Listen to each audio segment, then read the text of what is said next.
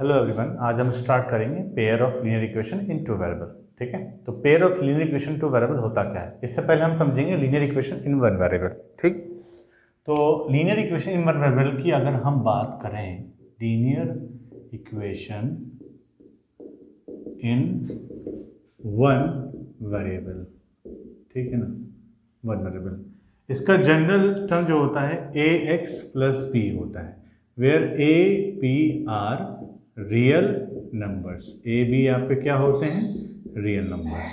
ठीक है, बी को हम कांस्टेंट टर्म भी बोलते हैं। फॉर एग्जांपल, इसी से रिलेटेड एग्जांपल देखिए, 3x प्लस 7, तो यहाँ पे एक वेरिएबल है तो इसलिए इसे कहते हैं लीनियर इक्वेशन इन वन वेरिएबल। क्लियर है बच्चों। नेक्स्ट आता है टू वेरिएबल की बात करें, linear equation in two variable. अगर हम लीनियर इक्वेशन टू वेरिएबल की बात करें तो इसका जनरल टर्म जो होता है, इसका जो जनरल टर्म है बेटा, इसे हम बोलेंगे A X plus B Y plus C is equal to 0। Similarly A B C are real numbers. Clear है ना। सेकेंड टर्म सी जो हमारा होता है ये कांस्टेंट होता है।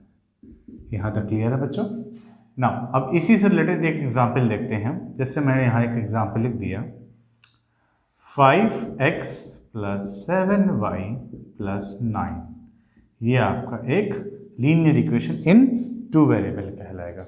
यहाँ तक क्लियर है। चलिए नाउ, अब इसकी कंडीशन ये होती है linear equation in two variable में और इन वन वेरिएबल में, a is not equal to 0 नहीं होना चाहिए, मतलब a 0 के बराबर नहीं होना चाहिए। इन केस अगर a 0 हो जाएगा, ठीक है ना, अगर a 0 हो जाएगा ये टर्म हट जाएगा। मान लीजिए x की a 0 3 हो गया 0, तो 0 इंटू एक्स प्लस 0 तो 7 आ गया, तो ये इक्वेशन कहलाएगा ही नहीं। तो याद रखिएगा, इन वन वेरिएबल की बात करें या टू वेरिएबल की बात करें, अगर वन वेरिएबल की बात करेंगे a should not equal to 0।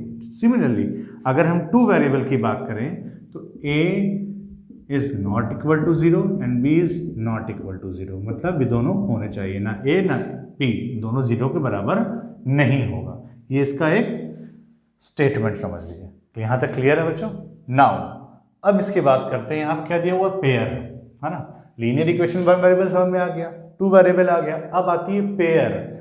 ठीक, तो पेयर की बात अगर करें हम, तो यहाँ पे हम दो जनरल टर्म लेंगे, a1x plus b1y plus c1 is equal to 0। Similarly a2x plus b2y plus c2 is equal to 0। यहाँ तक क्लियर है बेटा। तो देखिए ये दोनों पेयर में हो गए कि नहीं, इसी को बोलते हैं पेयर। तो pair of linear equation two variable, तो देखिए टू वेरिएबल है x और y, दो वेरिएबल, इसी को बोलते हैं pair of linear equation in two variable. यहाँ तक क्लियर है। तो इसे नोट डाउन कर लीजिए, फिर हम आगे स्टार्ट करते हैं। हमारा नेक्स्ट है method to solve linear equation in two variable. किस मेथड से सॉल्व करेंगे, तो there are two method to solve this equation. ठीक है, the first is graphical method,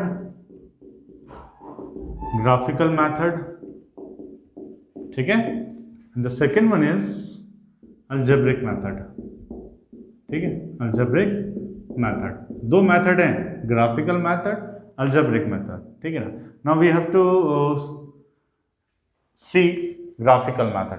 ठीक है ना। तो पहला हमारा क्या आता है, ग्राफिकल मेथड। अगर हम इसकी बात करें तो ग्राफिकल मेथड की अगर हम बात करें तो इसमें तीन वैरायटी होती है, मतलब 3 टाइप्स के होते हैं। There are 3 types. ठीक है ना।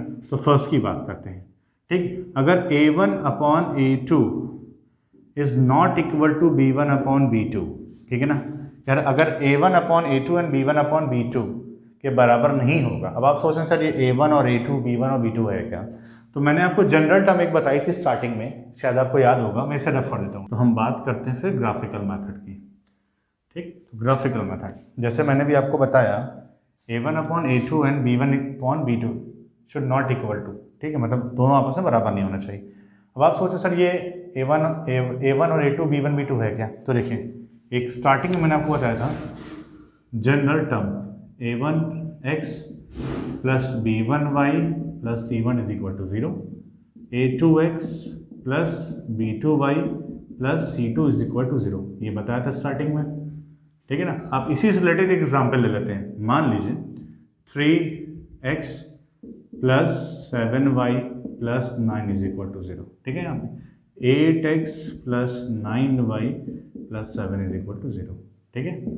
अब आप इसको कंपेयर कर सकते हैं कि आप पे ये A1 है, A2 है, B1 है, B2, C1 C2, तो कह रहे A1 अपॉन A2, तो ये A1 अपॉन A2, तो मतलब 3 अपॉन 8, देखिए 3 अपॉन 8। फिर ये दिया हुआ आपका B1 upon B2 7 upon 9, 7 upon 9, क्या दोनों आपस में इक्वल? नहीं ना। तो कह रहा है पहली कंडीशन, अगर A1 upon A2 and B1 upon B2 equal नहीं है आपस में, तो इसमें क्या होगा? इंटरसेक्टिंग लाइन्स होंगे। कितने होंगे? इंटरसेक्टिंग लाइन होगी, मतलब बताता हूँ एक सेकेंड। इंटरसेक्टिंग लाइन्स होगी। फर्स्ट केस में A1 upon A2 is not equal to B1 upon B2, मतलब इंटरसेक्ट करेगा। जब इंटरसेक्ट करेगा, इसका ग्राफिक रिप्रेजेंटेशन ऐसे बनेगा, ग्राफ इसका। जब ये इंटरसेक्ट कर रहा है एक दूसरे को, तो देखिए यहाँ पे एक पॉइंट पे मिल रहा है, कट कर रहा है ना। तो ये क्या हो जाएगा? एक पॉइंट पे मिल रहा है तो इंटरसेक्टिंग लाइन्स होगा, पहली बात तो क्लियर है ना। अब यहाँ पे देखिए एक पॉइंट पे मिल रहा है ना, यहाँ पे क्या मिल रहा है? एक पॉइंट पे मिल रहा है, तो ओनली वन सोल्यूशन, मतलब ए जगह कट कर रहा है, तो सेकंड पॉइंट होगा ओनली वन सोल्यूशन, ठीक है। या इसको हम लिखते हैं या यूनिक सोल्यूशन। क्या लिखते हैं? Unique solution. क्लियर है? ओनली वन सोल्यूशन या यूनिक सोल्यूशन, ठीक है ना। नाउ थर्ड पॉइंट क्या कहता है? ये कंसिस्टेंट होगा, कंसिस्टेंट होगा। अब आप कहेंगे सर कंसिस्टेंट क्या होता है? जब कोई भी चीज़ एक पॉइंट पे या एक से ज़्यादा पॉइंट पे कट कर रही हो, उसी को बोलते हैं कंसिस्टेंट। एक या मोर देन वन, वन और मोर देन वन, तो उसे क्या बोलेंगे? कंसिस्टेंट। तो यहाँ तक क्लियर था? 3 point, intersecting lines, only one solution और कंसिस्टेंट। क्लियर है यहाँ तक? नाउ इसे नोट करिए, देखते हैं सेकेंड पॉइंट इसका। अब सेकेंड पॉइंट ये कहता है, अगर A1 upon A2 is equal to B1 upon B2 and is equal to C1 upon C2, ठीक है ना। तो सेकेंड आपको ये कहता है, अगर A1 अपॉन A2 बराबर है B1 अपॉन B2 के और C1 अपॉन C2 के इक्वल है, इस केस में क्या होगा? तो इसका एक एग्जाम्पल ले लेते हैं। ये जनरल टर्म हमारा, एक एग्जाम्पल ले लेते हैं। मान लीजिए लिख लिया 3x plus 6y plus 4 is equal to 0, ठीक है ना। Next 6x plus 12y plus 8 is equal to 0। तो ये हमारे एग्जाम्पल हो गया, पेयर हो गए, ठीक है ना। हमें क्या करना है? A1 अपॉन A2, देखिए A1 upon A2, B1 upon B2, C1 upon C2, तीनों को इक्वल करना है, ठीक है। तो ये आपका A1 अपॉन A2 हो गया, तो 3 अपॉन 6। ये आपका B1 अपॉन B2 हो गया, मतलब 6 अपॉन 12। ये आपका C1 अपॉन C2, मतलब 4/8, ठीक है ना। अब इनको हम कट करें तो 1/2, 1/2, 1/2, मतलब तीनों आपस में क्या आ रहा है? 1/2 की इक्वल आ रहा है। क्लियर है ना। अगर ऐसी कंडीशन होगी तो आपका ग्राफ कैसे बनेगा? ग्राफ देख लीजिए, आपका जो ग्राफ बनेगा, एक लाइन है उस पर, ठीक है ना। इसी पे एक लाइन और ओवरलैप हो जाएगी, ठीक है, इसके ऊपर आ जाएगी इस तरीके से। मैं ये जो सिंबल दिखा रहा हूँ ना, मतलब बता रहा हूँ कि इस तरीके से आएगी, ये मत सोचिए कि ऐसे आएगी, ठीक है ना। तो जब इस तरीके से आ जाएगी तो इसको हम बोलते हैं क्या है? पहला पॉइंट कोइंसिडेंट। क्या बोलेंगे? Coincident lines. क्लियर है बेटा? क्या बोलेंगे? Coincidence line. सेकेंड, अब जब एक पॉइंट, एक लाइन दूसरे लाइन पे इस तरीके से ओवरलैप कर जा रहा है, तो कई सारे पॉइंट्स होंगे ना। ये देखिए कई सारे पॉइंट्स होंगे ना, हम काउंट तो नहीं कर सकते। तो सेकेंड पॉइंट होगा इनफाइनाइट मिनी सोल्यूशन, कई सारे सोल्यूशन होंगे। तो यहां तक क्लियर है बेटा? इनफाइनाइट मिनी सोल्यूशन, ठीक है ना। तीसरा पॉइंट क्या कहलाएगा? कंसिस्टेंट। क्या कहलाएगा? कंसिस्टेंट। अब आप फिर वही चीज, सर कंसिस्टेंट तो एक पॉइंट हो या एक से ज्यादा हो तो कंसिस्टेंट होगा। क्लियर है ना? से कॉपी कर लीजिए। अब इसका हम देखेंगे थर्ड पॉइंट, ठीक है। थर्ड वन, तो a1 upon a2 b1 upon b2 is not equal to c1 upon c2, मतलब ये दोनों आपस में बराबर हो और इसके बराबर ना हो। तो एक ऐसा एक एग्जाम्पल हम लिख लेते हैं, जैसे मैं लिख लिया यहाँ पर 3x plus 4y plus 9 is equal to 0, ठीक है ना। 6x plus 8y plus 11 is equal to 0, ठीक है ना।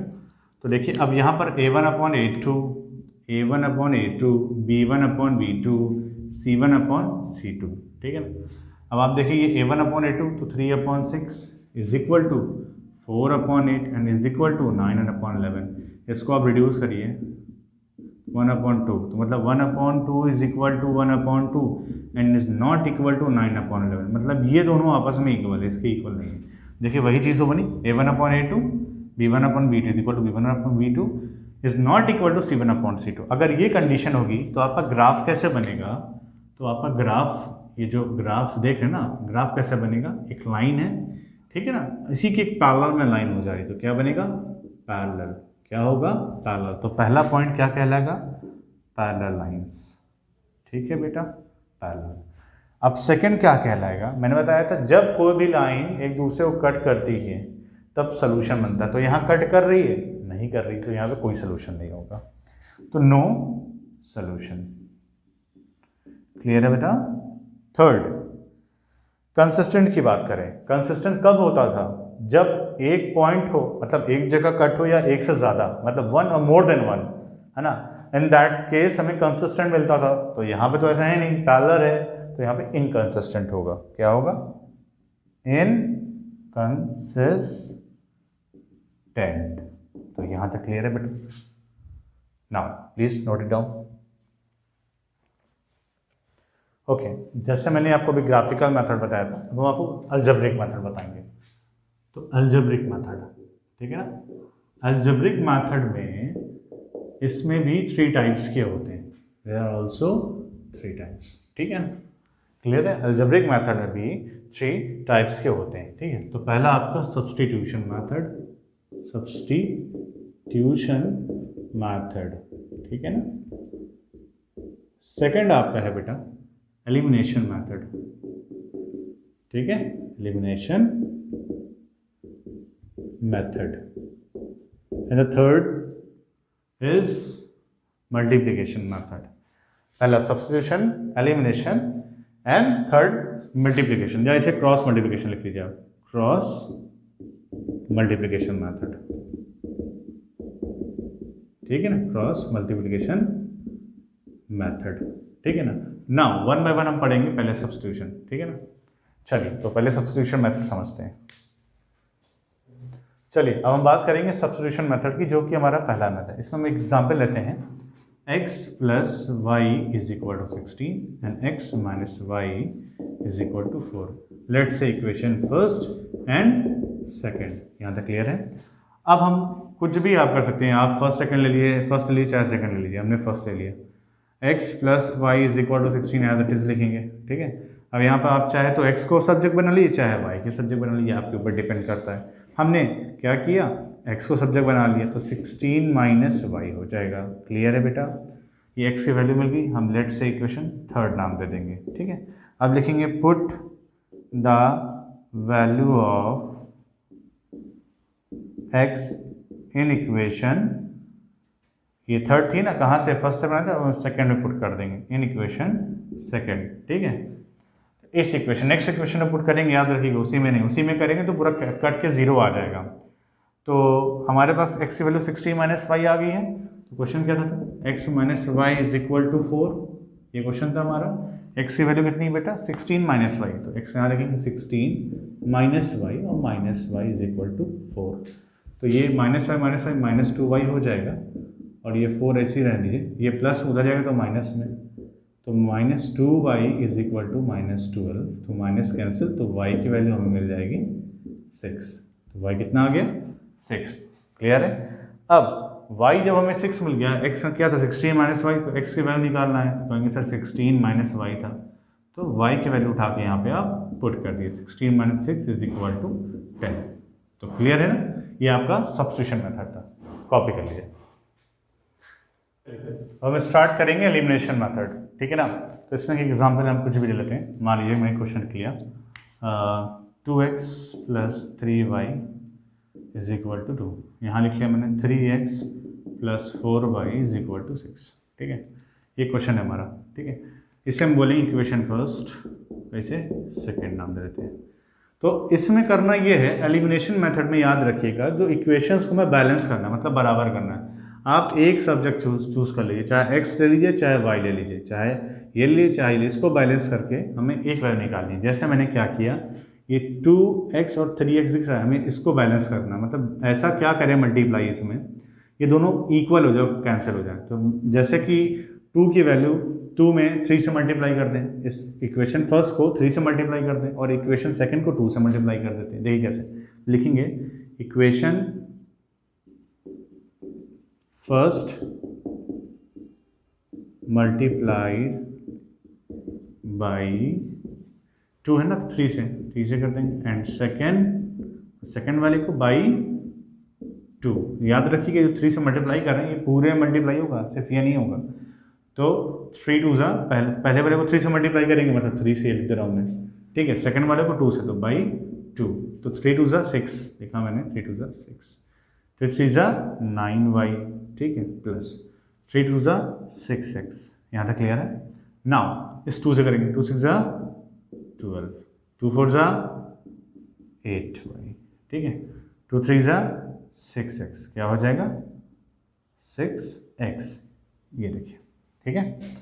अब ये याद रखिएगा कि मल्टीप्लाई करने के बाद जब हम मल्टीप्लिकेशन कर लेंगे, ठीक है, कि जो साइन होती है चेंज हो जाएगी। After multiplication sign will be change. यहाँ देखिए इसको कंपेयर करेंगे नीचे वाली इक्वेशन से। जैसे यहाँ +12 है, देखिए यहाँ +12 है, ये हो जाएगा -12। यहाँ प्लस है, ये माइनस, ये प्लस है तो माइनस। अब ऐसा क्यों? क्योंकि हमें एक कैंसिल करके एक को हमें सब्जेक्ट बनाना। अगर कैंसिल नहीं करेंगे तो 6 6 12 हो जाएगा, 9 8 17, फिर वही इक्वेशन बन जाएगी, तो बेनिफिट तो होगा नहीं कुछ हमें। इसीलिए हम ऐसा करेंगे, ठीक है ना। अब देखिए प्लस है तो प्लस माइनस कैंसिल, तो ये कैंसिल हो गया। अब 9 और 8, तो यहाँ प्लस नहीं, इससे कंपेयर करेंगे नीचे वाले से, तो 9 में से 8 गया, y तब 1, 6 - 12 -6, क्या आ जाएगा -6। क्लियर है ना। 6 में से 12 जाएगा, मतलब 12 में से 6 जाएगा, 6 आएगा, साइन किसका लग गया, जो बड़ा है, तो 12 बड़ा है, तो यहाँ पे क्या हो जाएगा -6। ये आपकी y की वैल्यू हो गई। क्लियर है ना। अब इस y की वैल्यू को इन दोनों कोई भी एक इक्वेशन में पुट कर सकते हैं। हमने क्या किया, मान लीजिए सेकेंड पुट कर दिया, तो सेकेंड इक्वेशन हमारी क्या थी, 6x + 8y = 12। तो y की वैल्यू आई है ना, तो 6x + 8 × -6 = 12, ठीक है। तो 6x 8 6 48, तो -48 = 12, तो 6x = 12 + 48 हो जाएगा। तो 6x = 8 to 10 4 1 5 6, तो x की वैल्यू आपकी आ जाएगी 10। ये आपका आंसर हो जाएगा। इजी था ना, नोट कर लीजिए इसे, ये आपका एलिमिनेशन मेथड था। ओके, नेक्स्ट लास्ट हमारा क्रॉस मल्टीप्लिकेशन, ठीक है। तो 2x + y - 5 = 0, 3x + 2y - 8 = 0। Cross multiplication में आप एक चीज़ याद रखिएगा कि जिस वैल्यू को हम सिलेक्ट करेंगे उसको छोड़ के बाकी सब से हम क्रॉस मल्टीप्लिकेशन करेंगे, ठीक है। अब देखिए कैसे, ये x का टर्म हम पहले लेते हैं, लिखा x, लाइन खींचा मैंने, ठीक है। अब x को मैंने इस तरीके से हाइड कर दिया, ठीक। तो अब x के अलावा हमारे पास y बचा, y कोफिशिएंट होगा 1, 2y -5 -8। तो अब इस ये जो -8 को इस y के कोफिशिएंट से मल्टीप्लाई करेंगे। याद रखिएगा -8 को -y कोफिशिएंट से मल्टीप्लाई करेंगे, तो -8 × 1। क्लियर है यहाँ तक। और ये माइनस का सिंबल यहाँ लगेगा, ये ब्रैकेट में लिख दे रहा हूँ, ठीक है, ताकि कंफ्यूज ना हो। इसी तरीके से अब ये 2 बचा, अब इस 2 को इससे मल्टीप्लाई करेंगे, ठीक है। तो ब्रैकेट, ये जो माइनस है ना, ये फॉर्मूले का माइनस है, ठीक है। तो 2 × -5। क्लियर है यहाँ तक, ठीक है। नाउ = अब y की बात करें तो y लिखा मैंने, ठीक है। अब y को ऐसे हाइड कर देंगे हम, ठीक है। अब इस तरीके से y को हम हाइड कर देंगे। हमारे पास क्या बचा, -8 और 2, तो -8 × 2 ब्रैकेट में, माइनस, ठीक है, y हाइड कर दिया, क्या बचा 3 into -5, 3 into -5 is equal to, अब कोफिशिएंट की बात कर रहे हैं तो कोफिशिएंट में क्या लिखते हैं हमेशा 1 अपॉन, इस कोफिशिएंट की बात में इसको हटा देंगे तो 2 इंटू 2, तो 2 इंटू 2 और 2 इंटू 2 हो गया, ये देखिए, ठीक है, फिर 3 इंटू 1, इसका कोफिशिएंट 1 है तो -3 इंटू 1। क्लियर होता है यहाँ तक?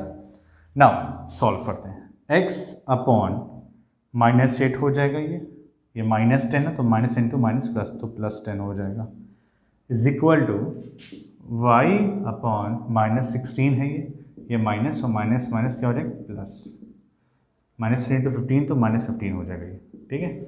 अब 1 अपॉन 4 -3, अब इधर देखें -8 + 10 है तो x अपॉन 2, ठीक है, यहाँ पे y अपॉन -16 है और माइनस इंटू माइनस प्लस, तो -16 + 15 तो क्या हो जाएगा -16, ये देखिए -16 + 15 तो आपका -1, यहाँ तक क्लियर है, -16 + 15 तो क्या हो जाएगा आपका -1, ठीक।